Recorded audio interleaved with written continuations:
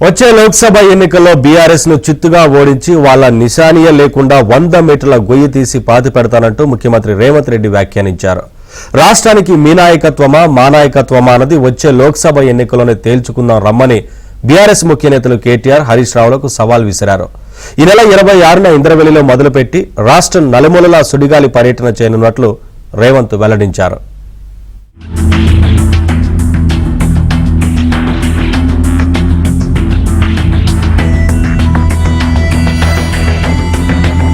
మొన్న రాత్రి సీఎం రేవంత్ లండన్లోని ప్రవాస తెలంగాణ సంస్థ ఆధ్వర్యంలో జరిగిన సమావేశంలో ఉద్వేగభరితంగా మాట్లాడారు. తన ప్రసంగంతో లోక్సభ ఎన్నికల సంఘాన్ని పూరించారు. అభివృద్ధి, సుపరిపాలన వైపు రాష్ట్రాన్ని నడిపించాలన్న ఆలోచనతో అందరినీ సమన్వయం చేసుకుంటూ తాము ముందుకు వెళ్తుంటే బీఆర్ఎస్ నేతలు ఓర్వలేకపోతున్నారని రేవంత్ మండిపడ్డారు.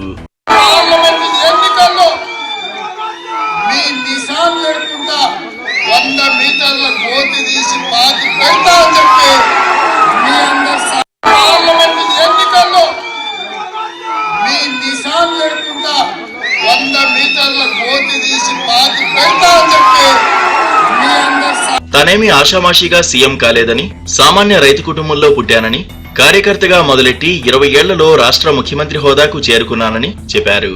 కేటీఆర్ లాగా తండ్రి పేరు చెప్పుకుని మంత్రి అయి విలాసవంతమైన జీవితాన్ని గడిపేందుకు రాలేదన్నారు. రాష్ట్రాభివృద్ధినే మనసులో పెట్టుకుని తాము పనిచేస్తున్నట్లు చెప్పారు. తన పోటీ ఏపీ, తమిళనాడు, కర్ణాటక లాంటి పక్క రాష్ట్రాలతో కాదని రేవంత్ చెప్పారు. తన పోటీ ప్రపంచంతోనేనని స్పష్టం చేశారు.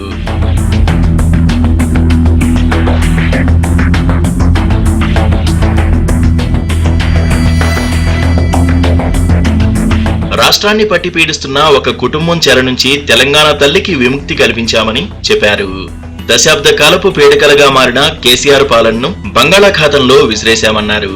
గడిచిన 20 ఏళ్లుగా ప్రతిపక్షంలో ప్రజా సమస్యలపైన పోరాటం చేస్తూ వచ్చాను కాబట్టే ప్రజలు తెలంగాణ రాష్ట్ర సీఎంగా తనకు అవకాశం ఇచ్చారని అన్నారు. తెలంగాణ పునర్నిర్మాణంలో భాగస్వాములు కావాలని ప్రవాసులను రేవంత్ కోరారు.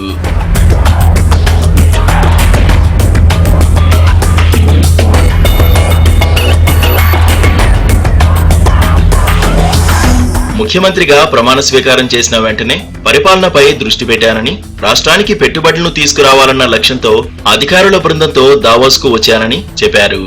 48 గంటల్లో 40,000 కోట్ల పెట్టుబడులు సాధించడం తమ ప్రభుత్వంపై అంతర్జాతీయ సంస్థలకు, పెట్టుబడిదారులకు కలిగిన విశ్వాసానికి నిదర్శనమని అన్నారు. దేశ సరిహద్దు దాటిన తర్వాత రాజకీయాలు మాట్లాడకూడదని అనుకున్నానని, 4 రోజులుగా తండ్రి, కొడుకు, అల్లుడు కలిసి ప్రజాప్రభుత్వం పైన చేస్తున్న దాడులు చూశాక రాజకీయాలు మాట్లాడక తప్పడం లేదన్నారు రేవంత్.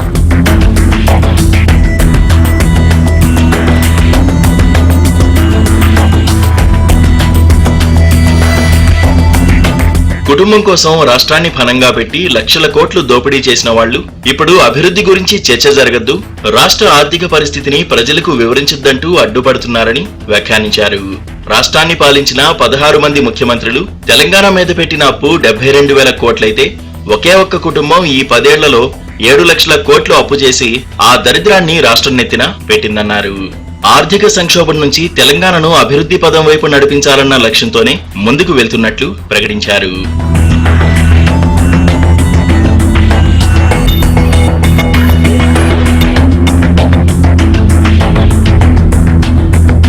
ఒకప్పుడు థేమ్స్ నది పరిసరాల్లో కలుషిత వాతావరణం ఉండేదని, ప్రజల సహకారంతోనే ఈ నదిని పర్యాటక, వ్యాపార కేంద్రంగా బ్రిటన్ ప్రభుత్వం తీర్చిదిద్దిందని రేవంత్ ప్రస్తావించారు.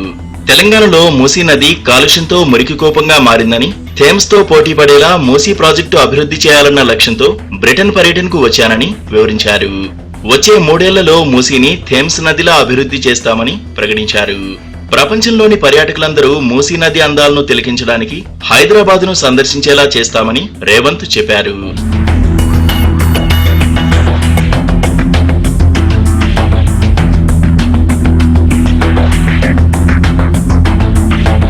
గోల్కొండ, చార్మినార్, కుతుబ్షాహీ టూమ్స్ వంటి చారిత్రక వారసత్వ సంపదను ప్రపంచానికి పరిచయం చేసే బాధ్యతను తీసుకుంటామని ప్రకటించారు. హైదరాబాద్ కు అంబాసిడర్లుగా మారాలని లండన్ ప్రవాసులను కోరారు. కశ్మీర్ నుంచి కన్యాకుమారి వరకు 4,000 కిలోమీటర్ల మేరకు పాదయాత్ర చేసిన రాహుల్ గాంధీ దేశ ప్రజల బాధలు విన్నారని, దాని ఫలితంగానే కర్ణాటక, తెలంగాణలో కాంగ్రెస్ ప్రభుత్వాలు వచ్చాయని గుర్తు చేశారు. కేంద్రంలోనూ కాంగ్రెస్ జెండా ఎగురుతుందని ధీమా వ్యక్తం చేశారు. భాష, మతం, ప్రాంతం, ఆహారపు అలవాట్ల పేరిట దేశాన్ని చీల్చే ప్రయత్నం కొందరు చేస్తున్నారని, రాహుల్ గాంధీ దేశాన్ని జోడించే ప్రయత్నంలో ఉన్నారన్నారు.